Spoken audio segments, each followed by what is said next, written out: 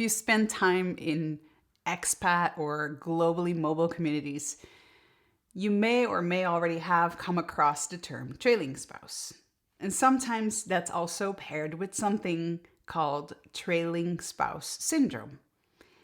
Now, I don't know about you, my initial reaction is a little bit of a knee-jerk reaction. It feels like, oh, that is a nasty term. And typically, I also, when I hear or see these terms, they are followed by the words, and I hate that term. And that got me curious. What is it exactly that makes us cringe so hard? But also, what do these terms actually mean? Where do they come from? What does the research say? What can we learn?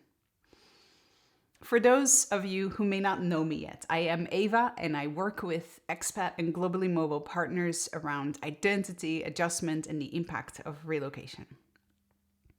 So let's start with the basics. What does this term trailing spouse actually mean? At its most basic level, the term trailing spouse describes a partner who relocates primarily because of the other partner's job or assignment. And that's it. It doesn't describe motivation, competence, ambition, contribution, character, agency, or passiveness. None of that. It simply describes who initiated the move, technically. The term originated in business and international relocation contexts and has been around since at least the early 1980s. Historically, it was often used to describe wives following husbands for work, and today it applies to all genders and all kinds of partnerships and relationships.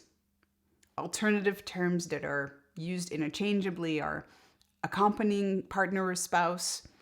I even found this term tide mover, which I don't know if that's much better, or the terms that I typically use most in my work, which are expat partner or expat spouse. Now, if we purely look at the term itself, trailing spouse, it's supposed to be a descriptive role and not a value judgment. But to many, it does feel like that value judgment, and we'll address that in a bit. But first, now we established, okay, what is a trailing spouse? We can talk about what is trailing spouse syndrome. This is where things tend to get a little more confusing and also give more of that knee-jerk reaction.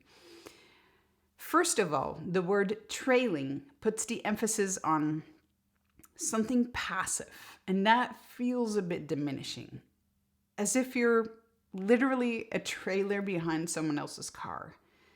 It feels lifeless, out of control, and not steering, as if your life's purpose has now been reduced to literally following someone else's path. Trailing spouse syndrome is not a medical or psychological diagnosis. It doesn't appear in any diagnostic manuals. There are no formal criteria.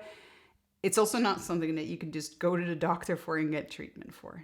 Instead, it's an informal term predominantly used in relocation and global mobility spaces to describe a pattern of challenges that some trailing spouses or accompanying partners experience after a move.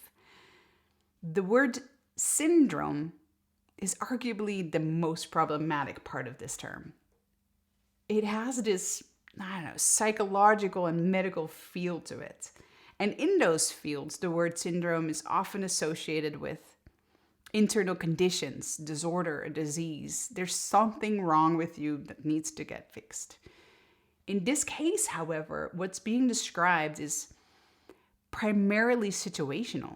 The effects and difficulties arise from changes in environment, role, and contexts. And these are all external things. Okay, so what exactly are those challenges and how do they come about? To understand why these challenges occur at all, it helps to look at what actually changes during relocation. For the expat partner, relocation often involves pausing or losing a career, letting go of professional recognition or momentum, leaving behind established social networks, adapting to a new culture, language, or system, and entering a relationship dynamic where one partner has built-in structure and external validation, and the other, the expat partner, doesn't. These changes inherently happen all at once, which increases impact.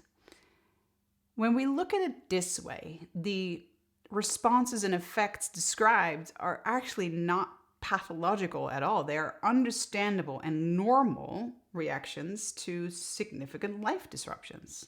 So, what does the research say? Is this trailing spouse syndrome a real thing? As said, the trailing spouse syndrome itself is not a formal diagnosis. It's not a thing in clinical psychology, and also it's not researched as such on a wide scale. However, the underlying experiences are well documented in research.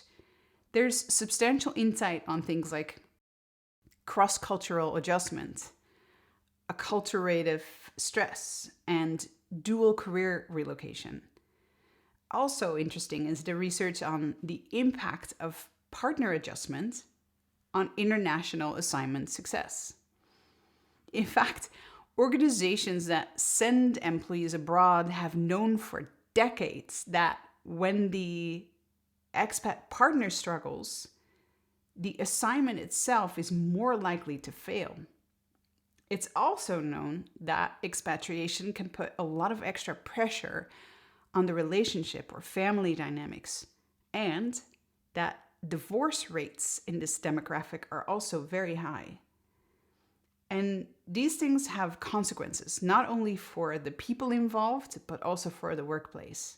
Most research, therefore, sits in sociology, organizational psychology, and human resources, rather than per se in clinical psychology.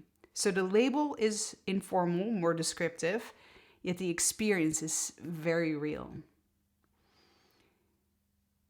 In expat and globally mobile communities, reactions to these terms, trailing spouse and trailing spouse syndrome, are mixed, but most people seem to strongly dislike these terms. Now, I absolutely agree that the word syndrome can make this discussion lean towards pathology, and that seems very wrong because of what we said before. The reactions to such big disruptions in life are very normal. But this is also not where the entire story ends. Let's for one moment try and control our collective knee-jerk reaction and look at what is actually the problem here. Because think about it. Trailing spouse may actually be a darn striking and true metaphor for the core of the problem here. What I described earlier in this video, the idea of you being a trailer behind someone else's car, that lifeless feeling, the idea that this phase of your life is just being reduced to following someone else's path. Isn't that exactly the painful truth and the core of the issue here? What I believe is going on is that we don't want this to be true. We want to deny it. We hate these terms because they're so painfully true. And we don't want it to be a classification of our identity. We don't like to be just a trailing spouse. And we definitely don't want anyone to think that we've accepted this fate of losing agency. And I am no different at all. I am very much in the same boat here. There's no way that I'm letting myself, my partner, or anyone in the world diminish me to being invisible, dependent, losing my own identity and sense of self, have anyone consider me of a lower status than my partner. That's not who I am, a trailing spouse. You just wait and see how non-trailing I am. I'll just raise a coaching business from the ground up and prove everyone wrong. Oh, wait. So where do we go from here? Ironically, now the term trailing spouse syndrome may actually be a better alternative again. Because, well, You know, being a trailing spouse says something about me, my identity, about who I am. But dealing with a syndrome, that's more of a description of a result, something that has happened. In this case, as a consequence of the drastically changing situation. I don't know what the answer is here, but maybe we should stop saying trailing spouse, and I hate that term. Because there's the risk that if we throw that label out of the window, that we throw right out with it, acknowledging the actual effect of what's happening here. Maybe we should be more compassionate in the expat community and acknowledge each other and say, trailing spouse, and I hate how that feels. I hope that this video was valuable to you, allowing you to maybe see things from a different angle, from the unwritten rule in the expat community that we should all just hate these terms. If this video was of value to you, hit that like button, subscribe to my channel, and use that notification bell to not miss another video from me.